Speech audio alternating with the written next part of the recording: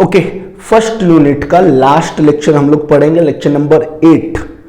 इसके बाद का जो लेक्चर है physical and mechanical properties of metals, ये हमने मैकेनिकल साइंस इंजीनियरिंग में बहुत ही अच्छे से, आई थिंक सेकेंड लेक्चर ही होगा, आप प्लेलिस्ट में जाएंगे तो वहाँ पर आपको मिल जाएगा। Mechanical science engineering MSc playlist बना हुआ है, वहाँ पर आप सेकेंड लेक्चर जाकर देखोगे। फिजिकल एंड मैकेनिकल प्रॉपर्टीज बहुत ही अच्छे से हमने पढ़ाया है। और जो पहला टॉपिक था इस यूनिट का, क्या था पहला topic? Classification of engineering material, उसको भी हमने बहुत अच्छे से कवर किया है। चलिए लास्ट लेक्चर हम लोग पढ़ेंगे unit 1 lecture number 8, specimen preparation procedure. पिछले लेक्चर में हमने पढ़ा था माइक्रोस्कोप के बारे में। तो माइक्रोस्कोप में किसी भी चीज को जांच करने के लिए, ज्यादातर हम लोग मेटल की बात कर रहे हैं, तो मेटल का ही कोई टुकड़ा को जांच करेंगे, तो उस मेटल के टुकड़े को तैयार कैसे करेंगे माइक्रोस्कोप में जांच करने के लिए, उसको बोलते हैं स्पेसिमेन। मान लीजिए आपको अपना ब्लड जांच कराना है, तो क्या पूरा शरीर का ब्लड निकाल के दे दीजिएगा? नहीं ना, शरीर के में जितना भी ब्लड होता है, हालांकि 4.5 लीटर के आसपास मेल बॉडी में ब्लड होता है एक एडल्ट, और फीमेल बॉडी में लगभग 3.5 से 4 लीटर ब्लड होता है। गेटिंग और नॉट गेटिंग? तो जब भी आप ब्लड टेस्ट करवाते हैं तो क्या पूरा ब्लड दे देते हैं? नहीं ना, एक छोटा सा हिस्सा अपने ब्लड का देते हैं जांच के लिए। ठीक उसी तरह से जब हम लोग माइक्रोस्कोप में किसी भी मेटल्स का जांच करना है तो उसका एक छोटा सा भाग लेंगे और पहले उसको तैयार करेंगे। उस छोटे से भाग को ही बोलते हैं स्पेसिमेन। लेकिन वो जब पूरे अच्छे से तैयार हो जाएगा, बाकी सब प्रोसेस करने के बाद जब वो छोटा सा टुकड़ा तैयार हो जाएगा माइक्रोस्कोप में जाकर टेस्टिंग के लिए, तब उसको बोलेंगे स्पेसिमेन। ठीक है, पहला क्या है? It is the process of preparing a material sample. पहले हम लोग सैंपल क्या करते हैं? प्रिपेयर करते हैं, सो दैट कि internal structure can be clearly seen. Internal structure देख सकते हैं, उसमें कोई डिफेक्ट तो नहीं है, उसकी ग्रेन साइज क्या है, उसमें कहीं बहुत ज्यादा उसमें रफनेस तो नहीं है। गेटिंग? अंडर अ माइक्रोस्कोप में देखते हैं। Proper specimen preparation is important to get accurate result during material examination, है ना। तो हमेशा अच्छे से जब आप स्पेसिमेन का तैयार करेंगे तब उसका रिजल्ट जो होगा वो काफी एक्यूरेट और काफी अच्छा आता है। ठीक है, तो कौन कौन से स्टेप्स हम लोग फॉलो करते हैं? पहला है सेक्शनिंग। सेक्शनिंग को कटिंग भी बोलते हैं या फिर स्लाइसिंग बोलेंगे। ठीक है, सेक्शनिंग। दूसरा है माउंटिंग, मतलब माउंट करना, है ना। माइक्रोस्कोप पर जांच करने के लिए माउंट तो करेंगे, गेटिंग और नॉट। माउंटिंग के बाद है ग्राइंडिंग।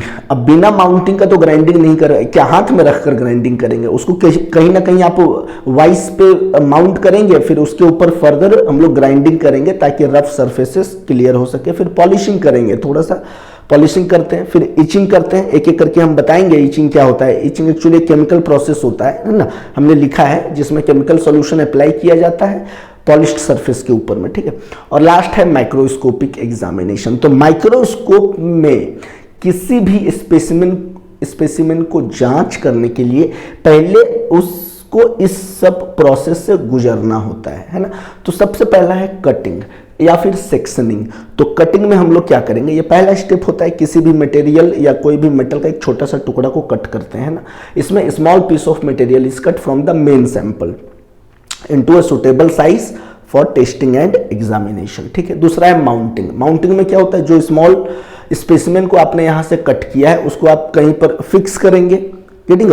चाहे आप प्लास्टिक के अंदर फिक्स करेंगे या रेजिन होल्डर में फिक्स करेंगे या फिर वाइस में फिक्स करेंगे। ठीक है, वहां पर क्या होगा? स्पेसिमेन को अच्छे से पकड़ मिलेगी और उसके बाद आप उस पर फर्दर प्रोसेसेस कर सकते हैं।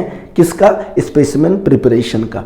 तीसरा है ग्राइंडिंग। ग्राइंडिंग तो आपको पता ही है कि ग्राइंडिंग क्या होता है? टू रिमूव रफ सरफेसेस, या फिर कोई स्क्रैच है उसको रिमूव करना है, कटिंग मार्क है उसको रिमूव करना है by using abrasive paper. Abrasive paper पता है? सैंड पेपर या एब्रेसिव पेपर, जिसको घिस घिस के प्लेन करते हैं। गेटिंग? उसके बाद है पॉलिशिंग। पॉलिशिंग क्या होता है? पॉलिशिंग इसलिए करते हैं ताकि जो सरफेसेस है वो काफ़ी स्मूथ हो सके, साइनी हो सके। साइनी भी कितना? मिरर लाइक साइनी सरफेस मिल सके स्पेसिमेन के ऊपर। ठीक है, जब भी आप मेटल्स के ऊपर में जब आप बहुत ज़्यादा घिसाई करेंगे तो देखिएगा उस पर स्मूथनेस और चमक दोनों बढ़ जाती है। उसके बाद है इचिंग। इचिंग क्या होता है? एक केमिकल प्रोसेस है जिसमें केमिकल सॉल्यूशन को उसके ऊपर लगाया जाता है, getting, to the polished specimen surface. ठीक है, ताकि वो खराब ना हो। अंडरस्टूड और नॉट।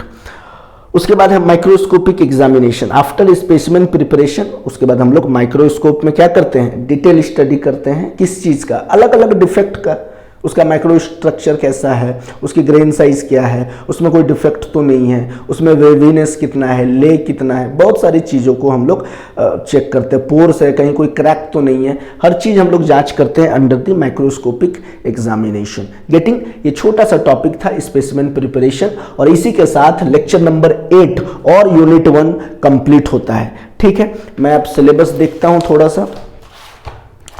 अब मैं आपको कुछ इंपॉर्टेंट चीजें बताने वाला हूं, उसे आप ध्यान से समझिएगा। पहला यूनिट में हमने सारा चीजें कवर कर दी है। क्लासिफिकेशन ऑफ इंजीनियरिंग मटेरियल, ध्यान से सुनिएगा। Classification of engineering material, mechanical science engineering का लेक्चर नंबर 1 जाइएगा, वहां आपको मिल जाएगा। हमने स्ट्रक्चर ऑफ मेटल पढ़ा दिया, बीसीसी, एफसीसी, एससीपी, सारा चीज पढ़ा दिया है। टाइप्स ऑफ माइक्रोस्कोप पढ़ा दिया, स्पेसिमेन प्रिपरेशन पढ़ा दिया, और मेटल का फिजिकल, मैकेनिकल और थर्मल प्रॉपर्टीज जो भी चीजें हैं वो आपको सेकेंड लेक्चर में मिलेगा मैकेनिकल साइंस इंजीनियरिंग का। अब आइए यूनिट 2। यूनिट 2 में भी 95% चीजें मैंने पढ़ा दिया है, ध्यान से सुनिए।